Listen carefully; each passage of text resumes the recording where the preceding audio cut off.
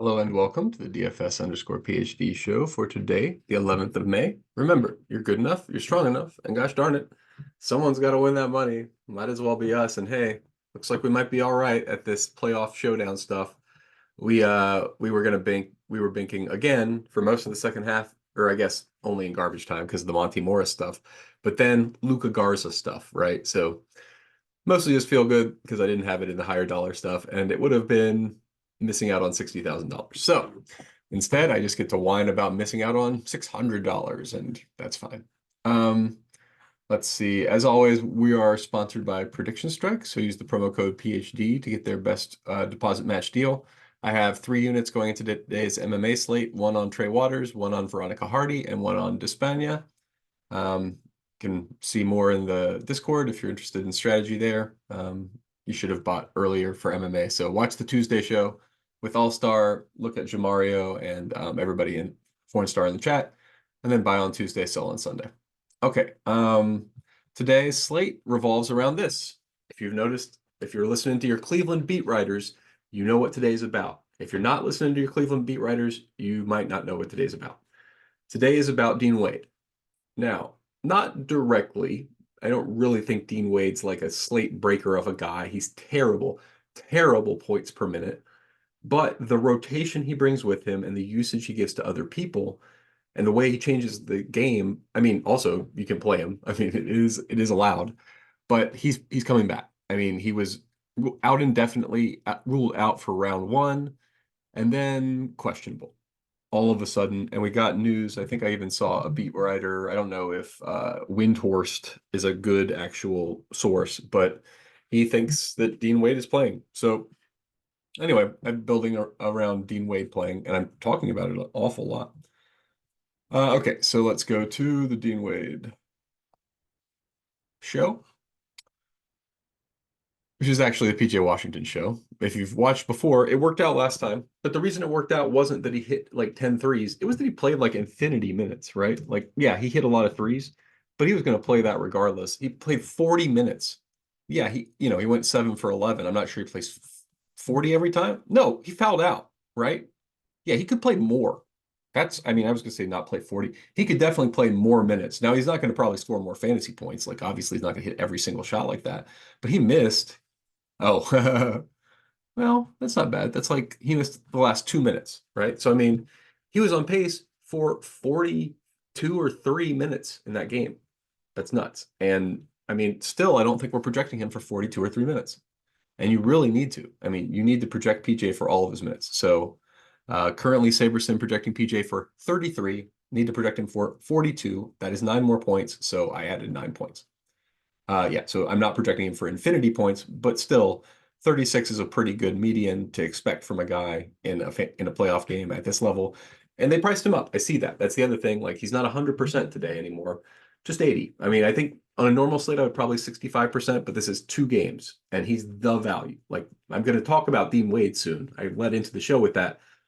Dean Wade stuff is secondary to PJ Washington's role in this rotation, which is outrageous. Now, the other thing we have besides Dean Wade, so now I'm using Dean Wade as like kind of a, oh, you came for the Dean Wade, you have to wait for it. So I don't know if that actually works, but that's hilarious just to notice it in myself. Because I did see Aaron Wiggins. That's the other place where if he's really going to be 12% owned today, I think y'all are chumps. I mean, like, I assume that's just SaberSim not adjusting to the news or whatever. What's going on? Why is that doing that? Don't love it when it just disappears. I must have hit Control R or something. I was trying to go to the last round game between Cleveland. Who was it? Wiggins, Oklahoma City. And I wanted to show you the second half and Aaron Wiggins playing in it because he played way too much in the second half. I didn't like it at the time, but for today, it was a lot of minutes in the second half. He played 7, 8, 3 more, 11, 3 more, 14. So you could put him for 28 minutes. That's a lot of Aaron Wiggins minutes. I mean, so I'm giving him all of those minutes today. I think he deserves them. Now what is that? Adding 8 minutes. So I should add 8 fantasy points. So it's not quite where I had him, but still pretty close to 20. 23-ish fantasy points for a median expectation. It's a lot higher than it was. You completely cross off Josh Giddey. He's out of this rotation. He's not coming back. And I mean, like, for sure. There's not like, oh, I'm just speculating. Sometimes I'm speculating. Did you guys see how bad he's been? Like, he was a minus 10 in 10 minutes. And then I think the coaches were like, oh, let's just see if it gets better. And it did not get better. Did you see it? This is insane. He was minus 20 in 10 minutes this time. You just can't put him out there. He's a sieve. They know exactly what to do. They don't even need a game plan. They're just beating Josh Giddey. And so like there's nobody else on the floor like that for either team. So Josh Giddey has to be gone from the rotation. I mean, it's just like numbers wise, you shouldn't play him any minutes. You have 0 minutes for a guy who's minus 2 points a minute, right? So I don't know if they're going to give him 0 minutes, but I know that I would give him 0 minutes. And so I'm currently splitting all of his minutes between other Oklahoma City people, namely mostly, I guess they gave it to Aaron Wiggins. I would like to say that it's a flip with Isaiah Joe, but number one, if Isaiah Joe's really 44% and Aaron Wiggins is 12%, I mean, let's look at those minutes in the second half again. I wanted Isaiah Joe to get those minutes so bad, so bad. But no, he did not get those minutes. He got 5. No, that's 3. He got 3 plus 3. So 3 plus 3.5, 6.5 plus 2. He got 8.5 minutes. He's on pace for 16 minutes in this game. What do they got him for? I think it's even more than that. Isaiah Joe, 17.5 minutes. So if he's going to be high owned and people are projecting him for more minutes than I'm projecting him for, and I really wanted him to get those minutes, and I thought he shot okay. Like they had no reason to be doing Aaron. That's where I'm looking. Like there's no reason for Aaron Wiggins to be playing that much. I think. I mean, I really wanted it to be Isaiah Joe. It cost me like thousands and thousands of dollars, but it's still a toss up. But for a toss up for a guy who's 44% I think we've got other value, and it's in the later games, and that's incredible edge, right? So the later game is much later today. It's 5 hours later. We haven't had a broken up slate like this in a while, where the late slate could have huge news, right? So let's look at it. I've teased the news.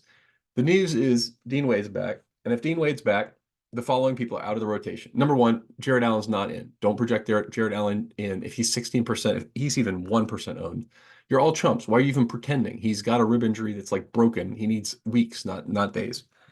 So he's round to round for me until they clear it up.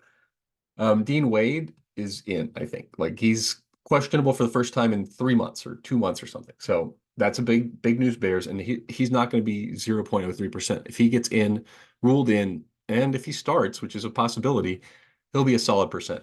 Now, I did add a rule. I changed my Cleveland rules around.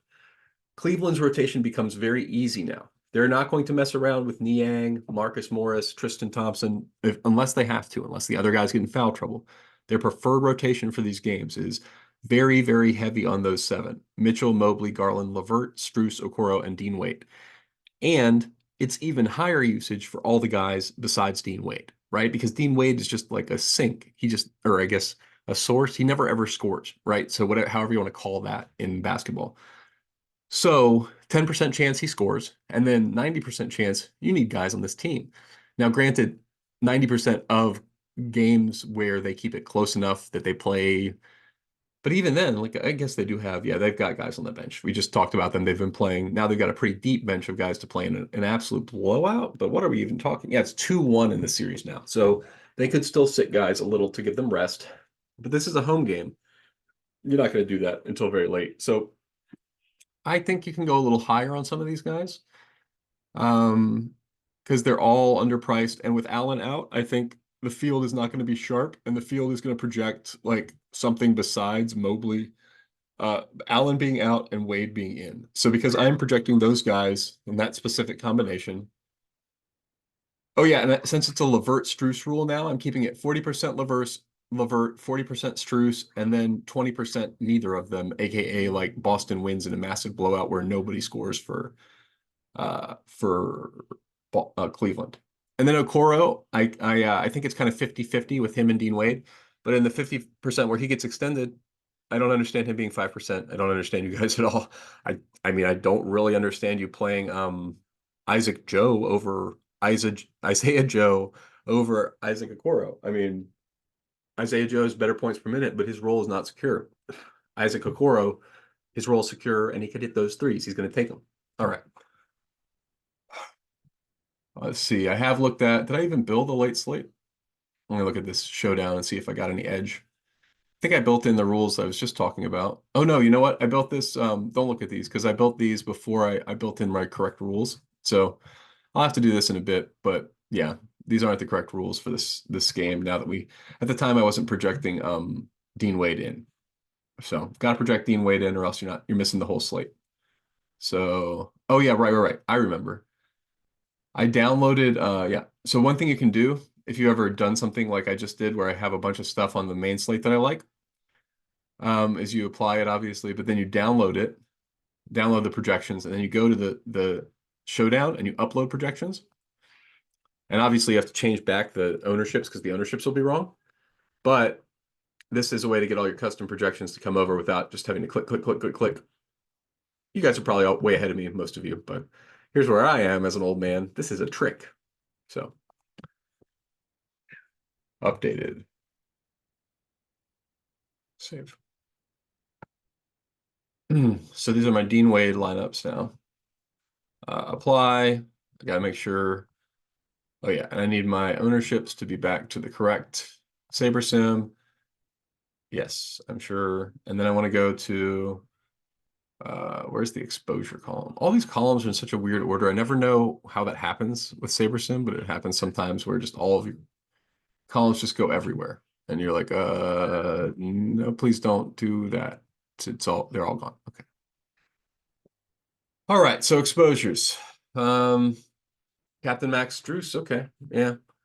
Yeah, basically shooters and the captain makes sense to me, but I also need to make sure, yeah, right. We need the rules to come over are no longer randos. We just need these to be Okoro or Dean Wade.